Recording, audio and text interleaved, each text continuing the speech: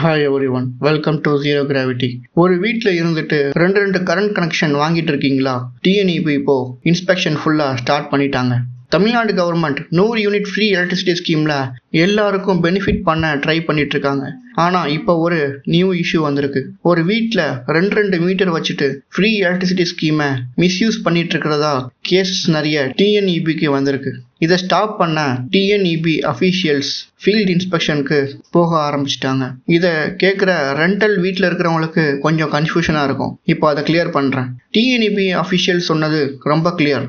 Rental வீட்டில் இருக்கிறவங்களுக்கு எந்த கவலையுமே இல்லை. உங்களோட rental agreement, ration card details எல்லாமே கரெக்டாக இருந்தால் 100 unit free scheme safe, no issues. Problem எங்கே வருது அப்படின்னா, ஒரு வீட்டில் 2 ஃப்ளோர் வச்சுட்டு ஃபேமிலி மெம்பர்ஸ் நேமில் மல்டிபிள் மீட்டர் மெயின்டைன் பண்ணுற கேசஸ். இதைத்தான் மெர்ஜ் பண்ண டிஎன்இபி ஸ்ட்ரிக்ட் ஆக்ஷன் எடுக்க போகிறாங்க.